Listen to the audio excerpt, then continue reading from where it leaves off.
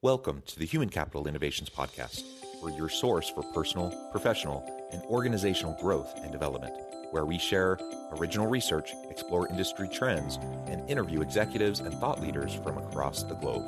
We hope you join us often for practitioner-oriented content around all things related to leadership, HR, talent management, organizational development, and change management.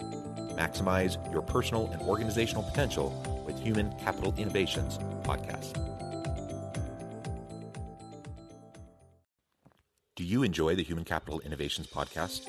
Please subscribe, leave a review, comment, share, and consider supporting the podcast on Patreon, even at the producer and sponsorship levels.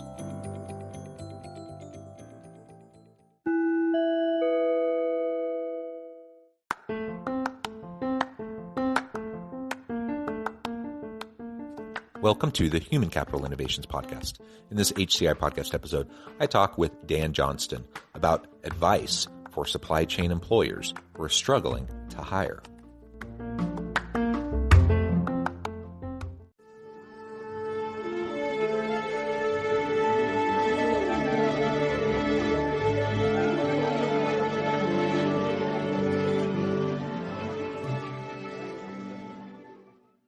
Dan Johnston, welcome to the Human Capital Innovations Podcast.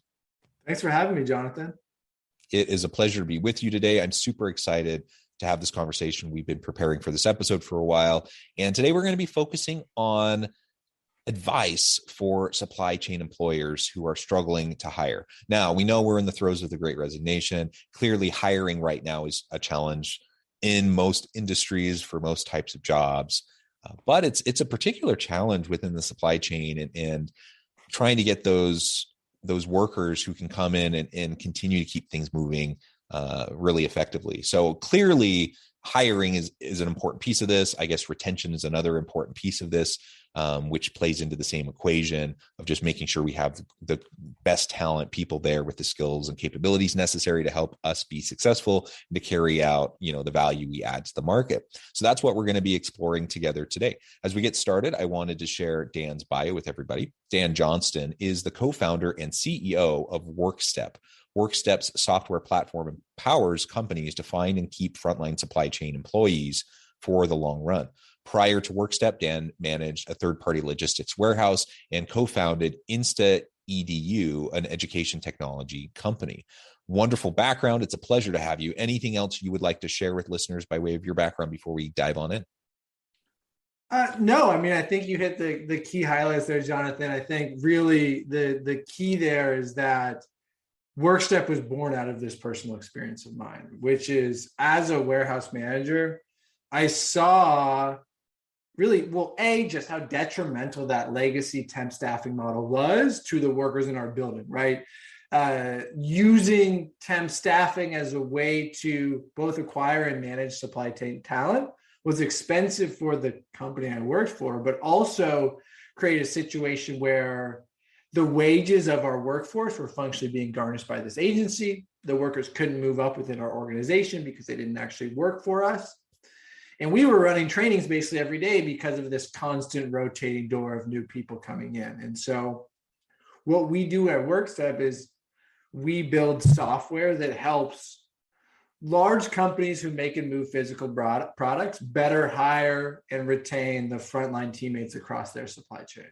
That's a little bit of the background behind why you created WorkStep, which is super important.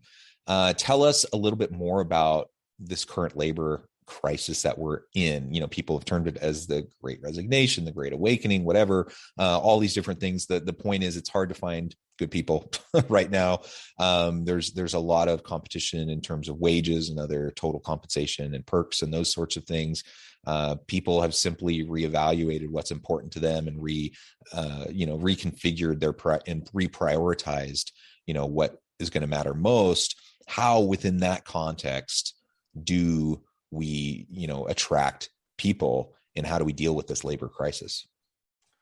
Yeah, you're right that it has reached crisis levels, especially in the supply chain. I think, it's been a long time since I've taken an economics course, but when demand goes up and supply goes down at the same time, things get a little bit wonky. And that's what we're seeing, right? There are, more than 2.5 times as many warehouse workers in the United States today as there were a decade ago. Basically, the boom of e-commerce is driving more and more jobs from sort of endpoints like retail stores to midpoints, warehouses, production facilities, manufacturing facilities in the supply chain.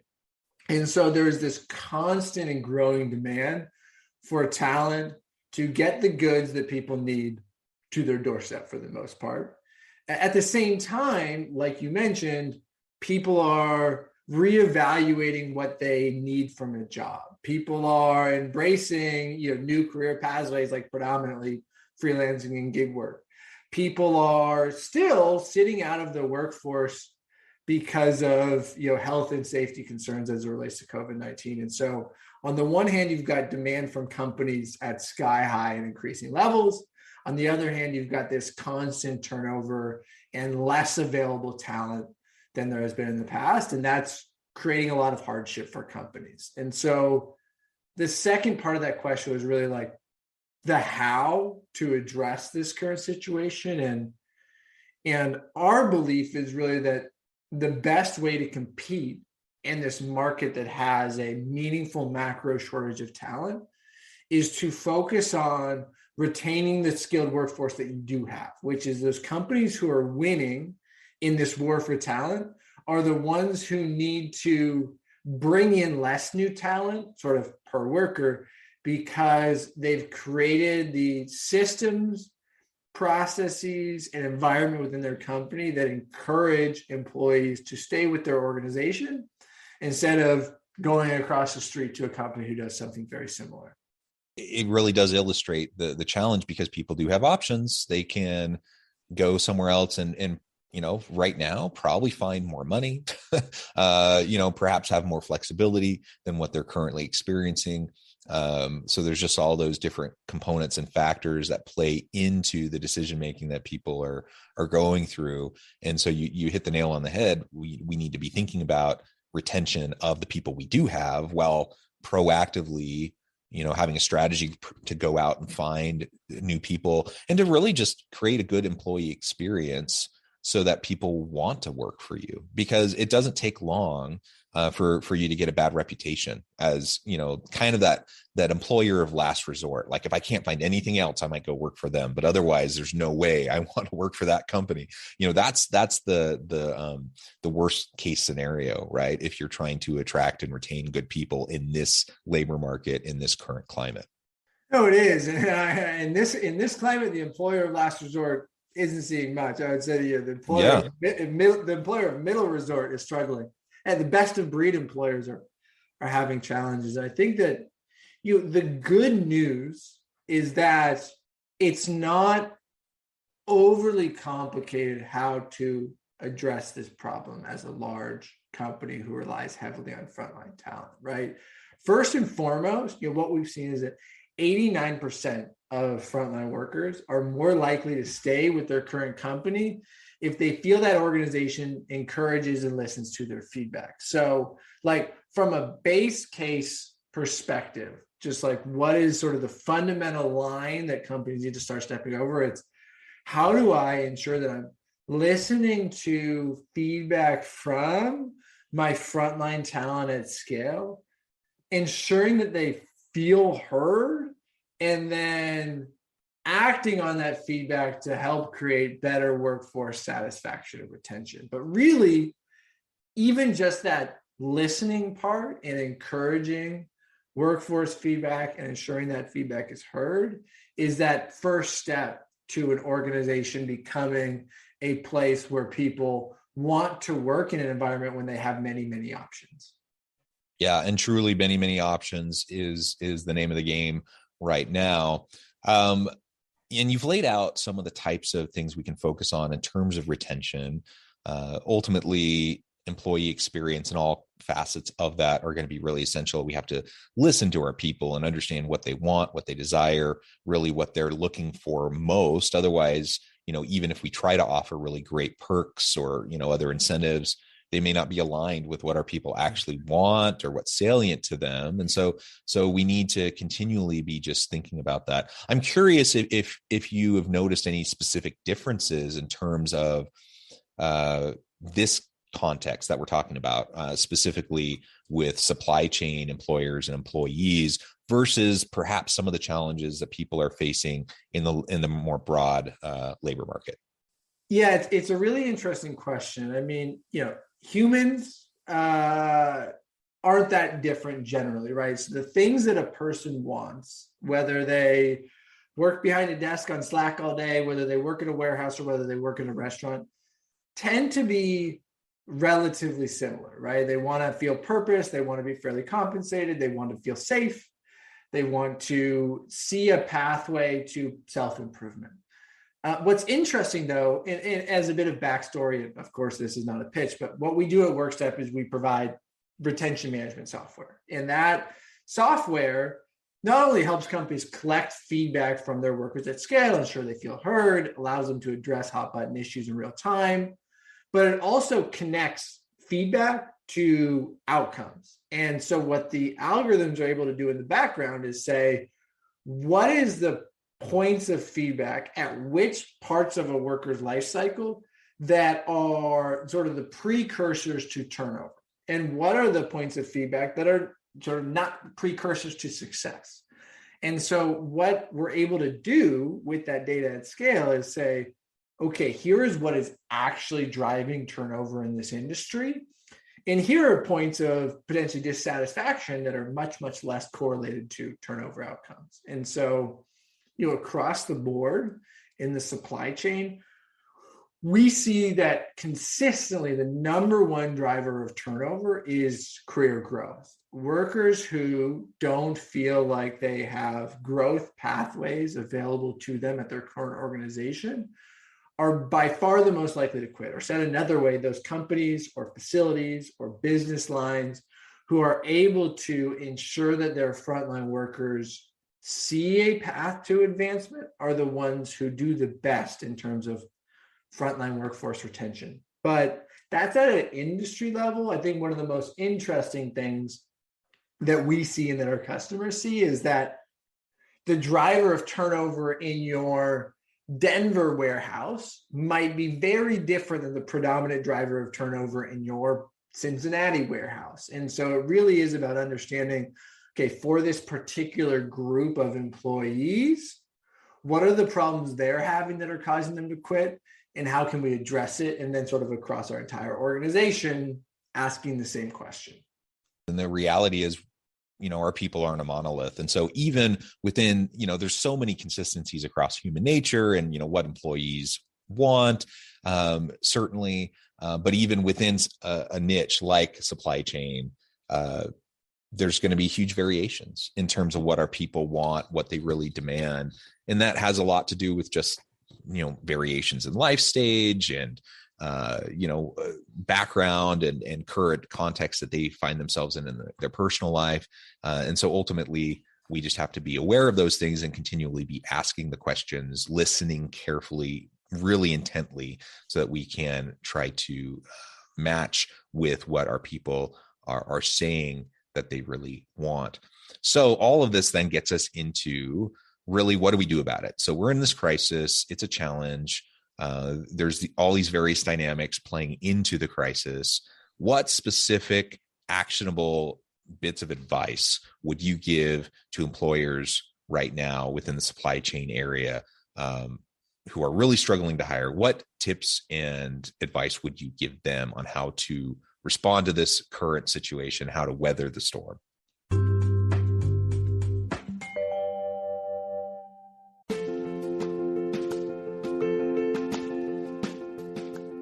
Check out my new book, The Future Leader, Creating and Transforming Next-Gen Organizations. Stemming from 2 decades of professional experience and over 600 in-depth interviews with executives, thought leaders, and scholars from across the globe, The Future Leader will help you explore the ordinary, everyday actions that will help you to prepare to lead in the future of work, to respond to an uncertain future, and to produce extraordinary results for individuals, teams, and organizations.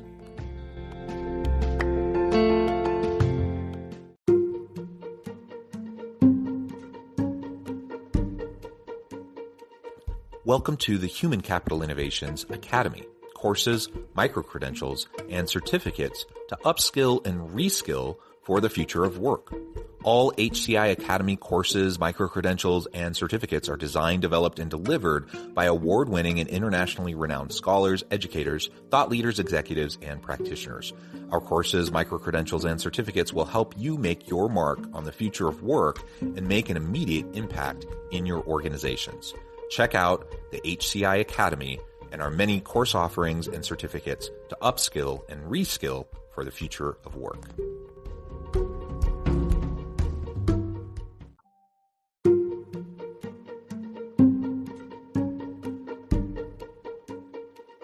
Welcome to the Human Capital Innovations Academy. Courses, micro-credentials, and certificates to upskill and reskill for the future of work. All HCI Academy courses, micro-credentials, and certificates are designed, developed, and delivered by award-winning and internationally renowned scholars, educators, thought leaders, executives, and practitioners. Our courses, micro-credentials, and certificates will help you make your mark on the future of work and make an immediate impact in your organizations. Check out the HCI Academy and our many course offerings and certificates to upskill and reskill for the future of work.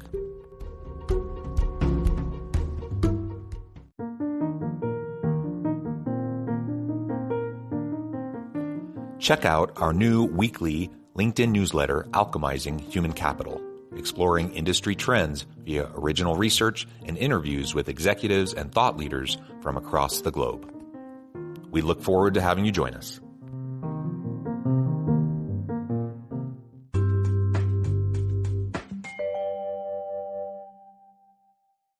Yeah, I mean, I think that again, every situation is a little bit different, but we've seen, sort of very tried and true methods as it relates to weathering the storm, I think is the term you use. So first of all, on the talent acquisition side, those companies who are able to build repeatable pipelines of direct hire candidates and who are aligning those new hires to sort of accurate expectations of the role that they're going to be coming into, and sort of ensuring that the role that they're offering sort of matches the preferences and the ambitions of the worker, are having the most success. So the alternative there is either doing the sort of spray and pray hiring approach, which is, basically shotgun blast, bring in a ton of folks, hope that some work out, or the temp to perm hiring approach, which means bringing in a temp staffing firm and a temp staffing workers, and then trying to convert some of those at the end of the day. So first and foremost, focus on direct hire talent who work directly for your organization and who genuinely have preferences that fit the roles you offer. That is step one on the talent acquisition side. On the other side of the coin is talent retention. And the most important thing an organization can do there is build the systems that allow them to collect feedback from their workforce at scale, understand what parts of that feedback is driving workforce outcomes, take actions to improve sentiment in those areas that are driving turnover, and measure the impact of those actions that they're taking. And of course, software like WorkStep can help sort of at all parts of that workforce funnel. But the most important thing is that companies are viewing their frontline teammates as what they are, which is essential, and prioritizing their satisfaction, safety, growth, and retention via whatever means work for the particular organization. I just have to, double click on that, the employee development component that you mentioned now a couple of times. Ultimately, people want to feel like there's a path forward. They want to feel like there's opportunity for growth and development and improvement and career opportunities, leadership opportunities, whatever, right? And so ultimately, one of the best things we can do, and this actually applies probably to most jobs, to most types of employees, and to most organizations, whether you're in supply chain or not, is you want to really think thoughtfully about the talent pipeline. You want to think thoughtfully about alignment of values between the people you're bringing into the organization, what the organization is trying to accomplish, and not just in the short term, not just like, the next 6 months, year, 2 or 3 years, but really like 5 years from now.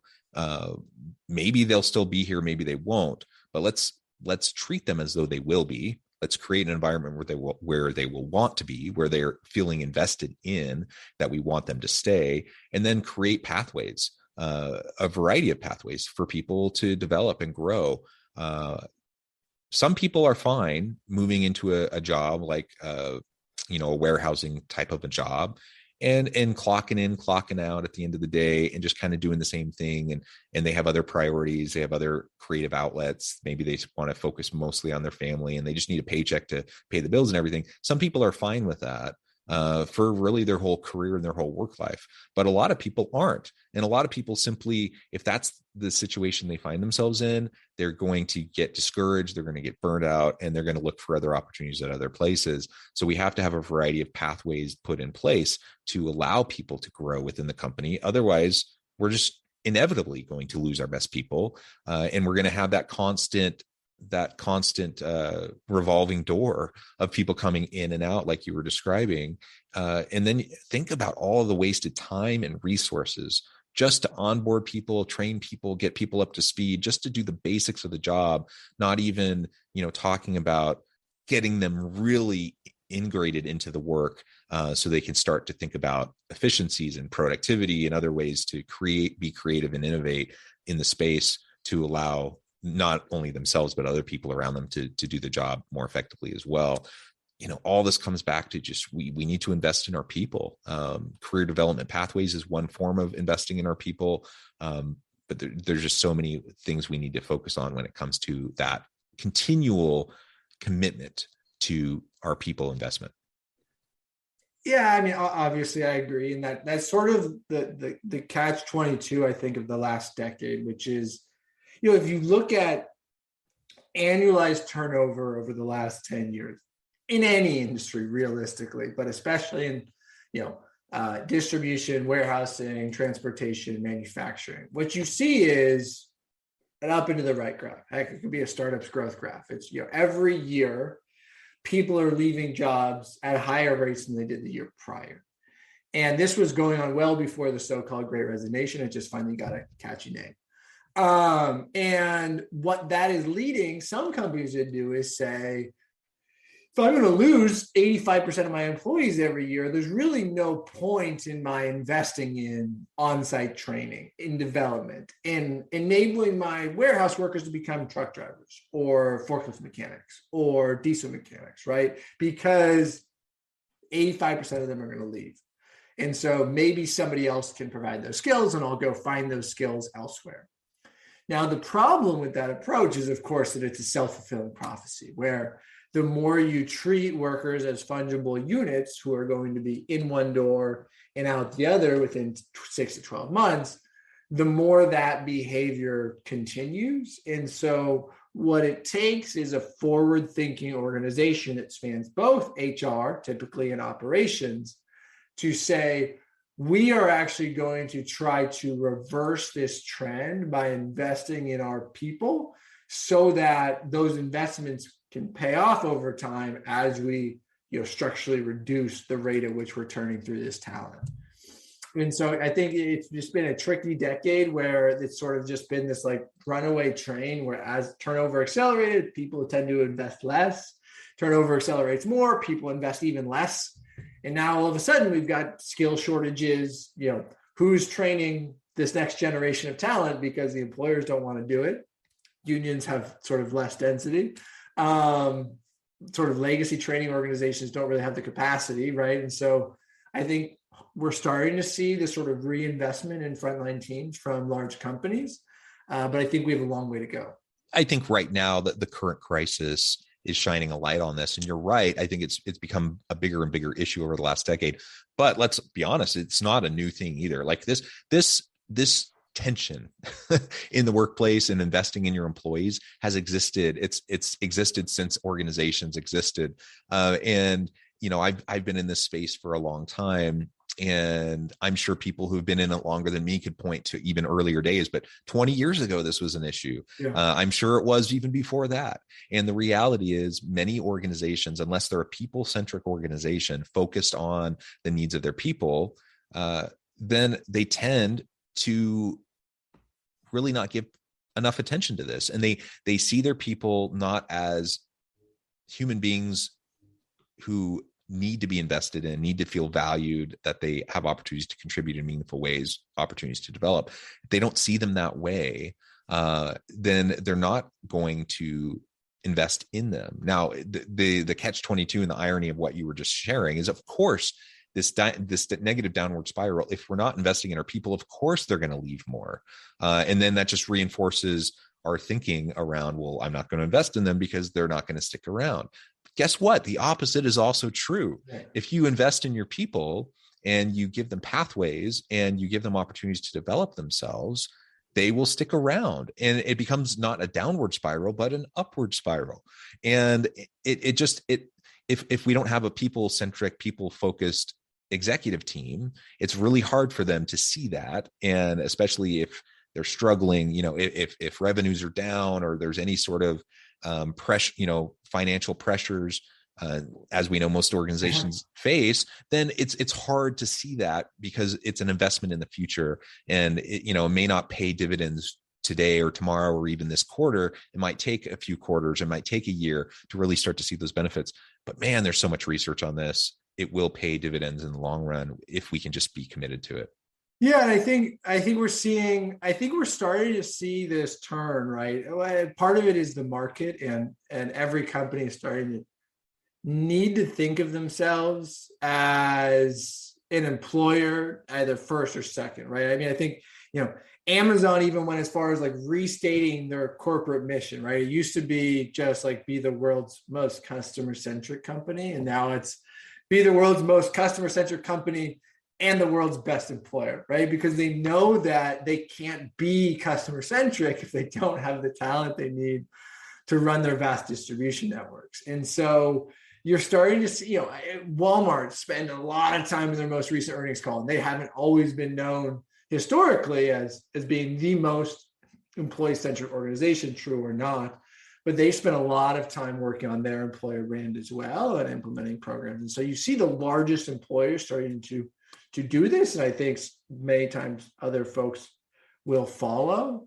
But at the same time, like you said, there's cost pressures everywhere, right? And so, in the supply chain, fuel surcharges, cost of raw materials, there's pressures everywhere. And so, yeah, it does take a little bit more of a medium-term view for companies to say we need to be investing in our people too, because that's what's going to set us up for success in 2023, in 2024 and beyond. And it's the right thing to do.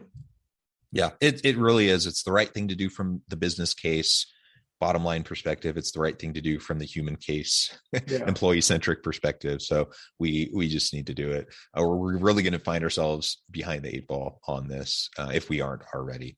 Well, Dan, it has been a real pleasure. This time has flown by. We could continue, I think, for a long time. But before we close for today, I just wanted to give you a chance to share with listeners how they can connect with you, find out more about your work, your team, how they can find out more about WorkStep, and then give us a final word on the topic for today. Yeah, sure. Anybody can find us at workstep.com. If anybody's interested in the services we provide or potentially working for WorkStep, anybody can also email me directly, dan@workstep.com. As far as the final word, I think it's just that it is time for organizations of all sizes to put their frontline teammates first and to really put the structures in place to enable those teammates to be both happy and successful over the long term, which is, like you said, good for people and also good for business. Yep. Well said. Thank you, Dan. It has been a pleasure. I encourage listeners to reach out, get connected, find out more about what Dan and WorkStep can do for you. And as always, I hope everyone can stay healthy and safe, that you can find meaning and purpose at work each and every day. And I hope you all have a great week.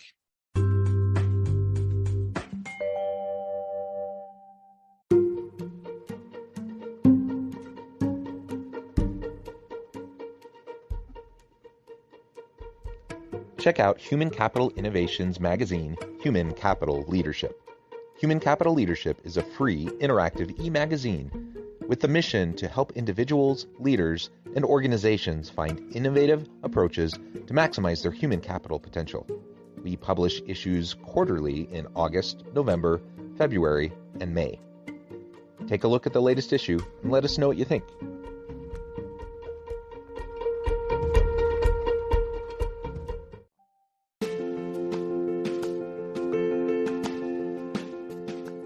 Bluer Than Indigo Leadership, the journey of becoming a truly remarkable leader.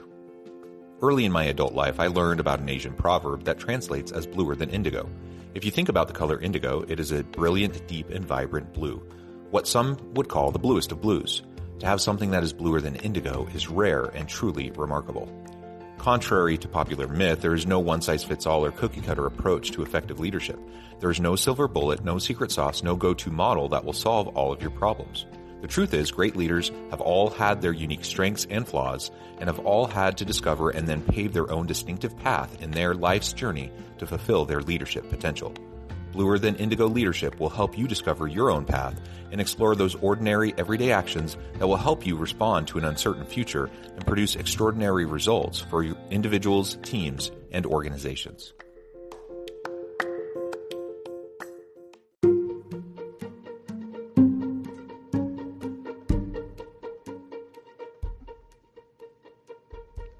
Check out Human Capital Innovations magazine, Human Capital Leadership. Human Capital Leadership is a free, interactive e-magazine with the mission to help individuals, leaders, and organizations find innovative approaches to maximize their human capital potential. We publish issues quarterly in August, November, February, and May. Take a look at the latest issue and let us know what you think.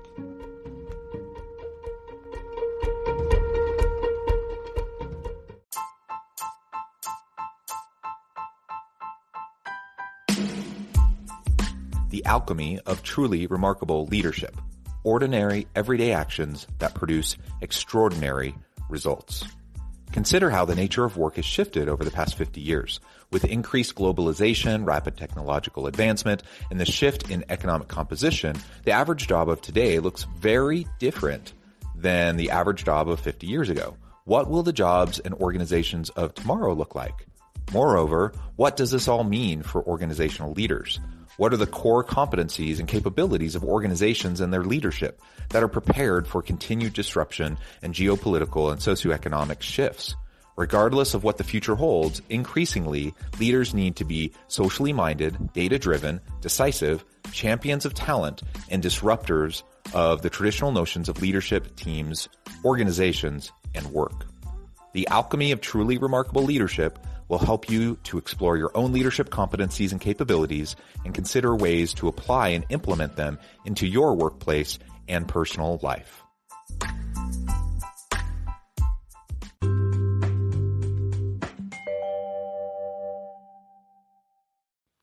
Do you enjoy the Human Capital Innovations podcast? Please subscribe, leave a review, comment, share, and consider supporting the podcast on Patreon, even at the producer and sponsorship levels. Thanks again for joining us for this episode of the Human Capital Innovations podcast.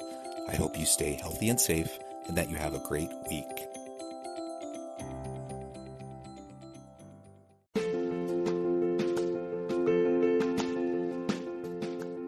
Check out my new book, The Future Leader, Creating and Transforming Next-Gen Organizations. Stemming from 2 decades of professional experience and over 600 in-depth interviews with executives, thought leaders, and scholars from across the globe, The Future Leader will help you explore the ordinary, everyday actions that will help you to prepare to lead in the future of work, to respond to an uncertain future, and to produce extraordinary results for individuals, teams, and organizations.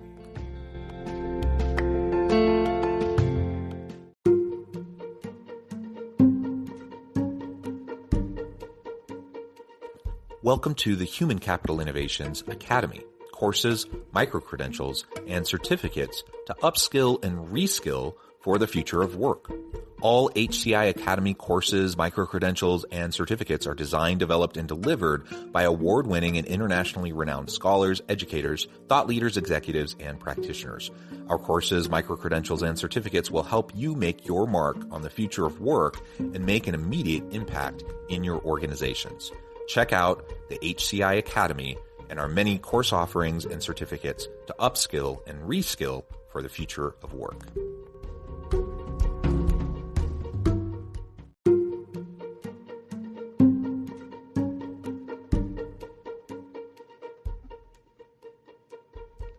Check out Human Capital Innovations magazine, Human Capital Leadership.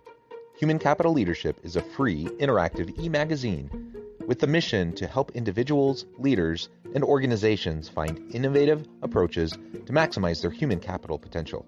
We publish issues quarterly in August, November, February, and May. Take a look at the latest issue and let us know what you think.